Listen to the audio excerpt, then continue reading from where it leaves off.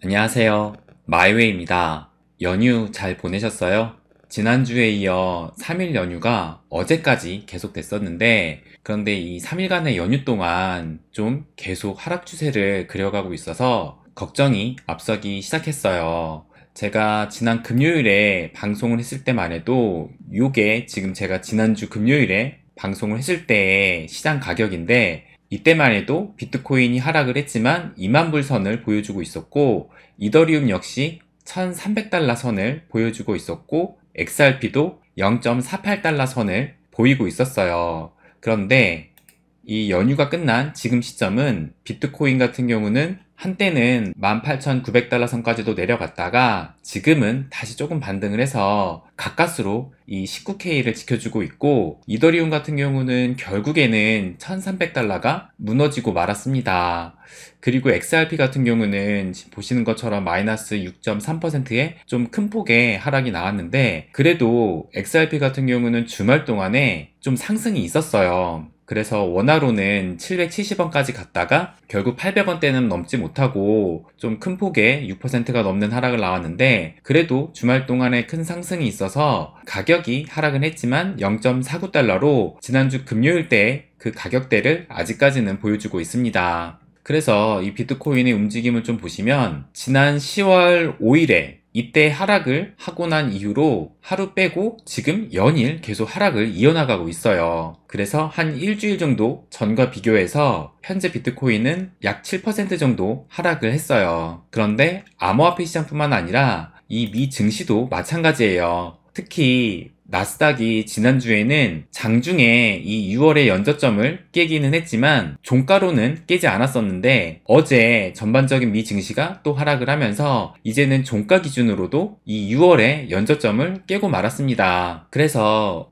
보시면 다우존스와 S&P 500에 비해서 이 나스닥이 좀 더 낙폭이 컸고, 또 그에 따라서 우리나라 역시 2%가 넘는 좀 큰 하락을 보이면서 2200포인트도 다시 깨지고 말았어요. 이렇게 증시가 하락하는 동안에 어제부터 비트코인 같은 경우 비교적 큰 폭의 하락이 나왔지만, 그래도 이 비트코인을 비롯한 이 암호화폐들이 버텨준다라는 느낌이 있었습니다.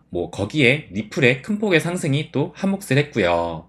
그래서 이제 미 증시와 디커플링이 되어가는 거 아니냐 하는 그런 얘기까지도 나왔어요. 그만큼 어제 오늘을 제외하고는 이 비트코인의 변동성이 작았다라는 얘기입니다. 그래서 이 차트를만 봐도 거의 한 달 동안에 이 분홍색 선에 19K와 20K 선을 왔다 갔다 하면서 그렇게 큰 변동성을 보이지 않았어요. 그러다 보니 전 아크 인베스트먼트 크립토 총괄자가 암호화폐의 변동성 감소로 트레이더는 미칠 노릇이다 라고 이런 트윗을 올렸다고 해요. 그러면서 암호화폐 트레이더들은 변동성을 갈망한다. 변동성 없는 장세가 한 달 넘게 지속되고 있기 때문에 이들이 미쳐가는 것은 이상할 게 없다 라고 말을 했다고 합니다. 그런데 이렇게 한 달 넘게 이런 정체된 움직임이 끝을 내고 이제 이번 주부터 큰 변동성이 급증할 것이라는 그런 기사들이 나오고 있어요. 그래서 요 첫 번째로 요 기사를 좀 보여드리면, 비트코인 변동성 급증 가능성 하락 경고라고 해서 기사가 나왔는데, 좀 더 자세히 보면 블룸버그에서 비트코인 차트의 볼린저 밴드 넓이가 2020년 이래 가장 좁게 축소됐다며 변동성이 급증할 수 있다라고 경고를 했다고 합니다.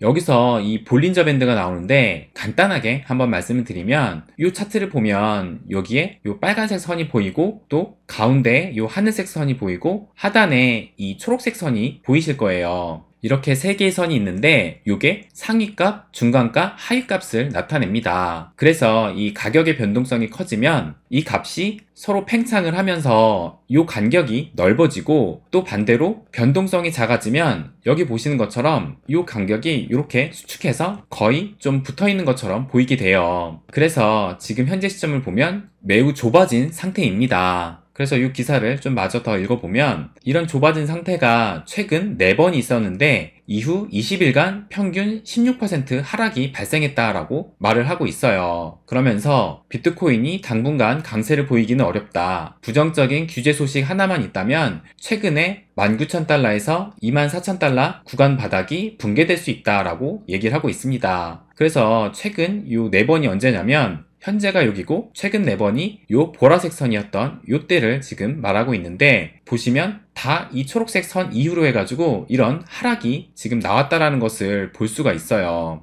그래서 이렇게 앞으로 변동성이 급증이 되는데 하락을 점치는 기사도 나왔고, 또 다른 기사도 하나 좀 보여드리면, 이 기사는 반대로 비교적 상승을 바라보는 관점에서 말을 하고 있습니다. 그래서 보시면 한 애널리스트가 역대급 변동성에 폭발 가능성이 있다라고 말을 했다고 해요. 그래서 좀 더 보면 비트코인 시장에서 역대급 변동성 폭발이 발생할 수 있다라고 보면서 가중평균을 적용한 비트코인 가격 변동성 측정 지표인 비볼, 그러니까 비트코인 변동성 지수가 25 이하에서 마감되면 항상 큰 가격 움직임이 뒤따랐다. 지난 2018년 11월 이 비트코인 변동성 지수가 25 이하로 마감됐을 때 2번은 상방, 1번은 하방으로 상대적으로 큰 가격 움직임이 발생했다. 그래서 이 그래프를 다시 한번 보면 보시는 것처럼 현재는 이 비트코인 변동성 지수가 이렇게 많이 하락을 해서 요 25 이하로 떨어진 것을 볼 수가 있고, 그리고 과거에도 3차례 이때와 이때 그리고 이때 해서 이렇게 3번의 비트코인 변동성 지수가 떨어진 적을 볼 수가 있어요.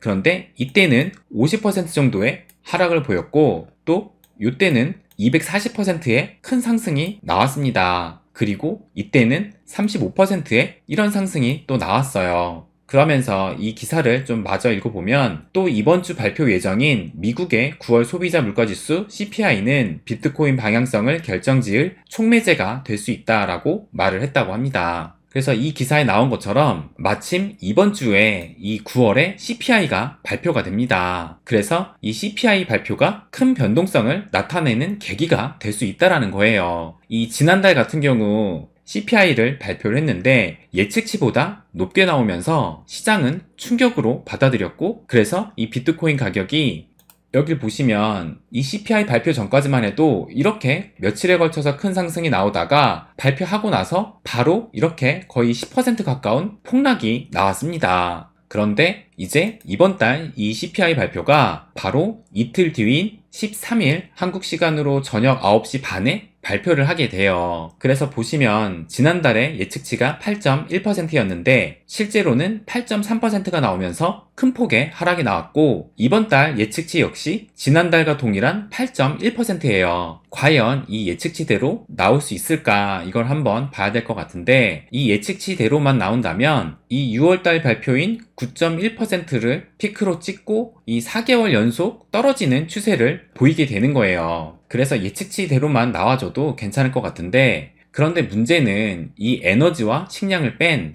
근원 CPI에 있어요. 이것도 보시면 지난달에 예측치가 6.1%였는데 6.3%가 나오면서 이 그래프에서 보시는 것처럼 이때 정점을 찍고 이렇게 하락을 하는 것 같았는데, 지난달에 6.3이 나오면서 다시 물가가 상승하기 시작한 겁니다. 그런데 이번 달 예측치를 보면 지난달에 나온 수치보다 더 높은 6.5%를 이 예측을 하고 있어요. 그러니까는 이 예측치대로만 나와도 이 물가가 꺾이기는커녕 오히려 더 올라가는 거예요. 이 CPI 물가지수에서 큰 비중이 이 주거 관련 비용이 차지를 하고 있어요. 한 30% 정도가 이 CPI에서 주거 관련 비용이 차지하게 되는데, 최근에 이 유가가 $100 이하로 많이 하락을 하긴 했지만 이 미국의 렌트비, 이 월세가 크게 상승을 하면서 이것이 CPI를 높이는 주요 원인으로 지목되고 있어요. 그래서 보신 것처럼 이렇게 예측치만 봐도 이번 발표도 지난달과 마찬가지로 시장에 큰 영향을 줄 것 같아 보입니다. 그리고 지금까지 이 비트코인의 변동성이 작았다라는 얘기는 그만큼 이 지금의 가격대에서 힘이 응축되어 모였다라는 것이고, 여기서 한 방향으로 결정나면 크게 뛰거나 내릴 수 있는 가능성이 높아졌다라는 거예요. 그렇다고 이 부정적인 관점만 나오는 것도 아니에요. 이 기사를 보시면 이 월가의 투자은행인 오펜하이머에서 증시 바닥이 근접을 했고 이 9월 CPI가 상승 랠리의 촉매제가 될 것이라고 이런 예상을 내놓기도 했어요. 그러면서 그 이유를 미국 증시가 역사적으로 중간선거가 있는 해에는 10월 초 바닥에 근접했다면서 이번 주 발표되는 미국의 9월 소비자 물가지수가 연말 상승 랠리의 강력한 촉매제가 될 수 있다라고 이 중간선거를 말하면서 상승의 관점으로 바라보고 있어요.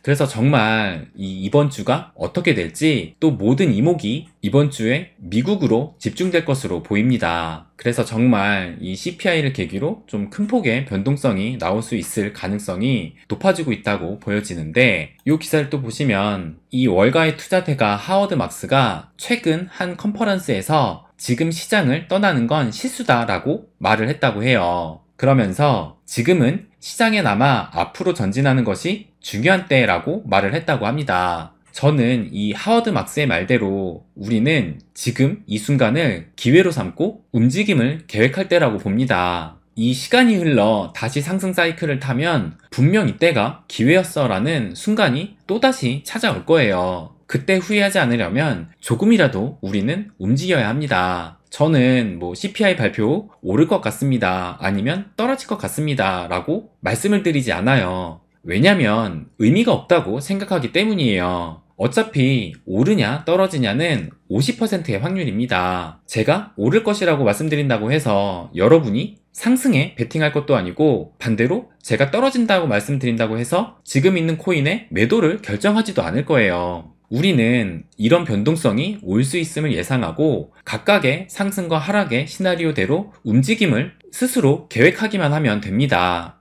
저는 타점을 잡아주고 상승 하락을 예측하는 그런 채널이 아니에요. 전반적인 경제 흐름과 분위기, 그리고 이것을 암호화폐 시장과 연결시켜서 여러분께 말씀을 드리는 것 뿐입니다. 바로 오늘처럼 말이에요.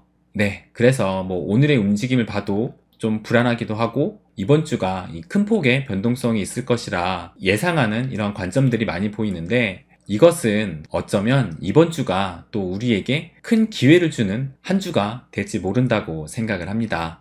네, 그럼 오늘은 여기까지 하겠습니다. 항상 제 이야기 끝까지 들어주셔서 감사드립니다. 부자가 되는 길, 마이웨이.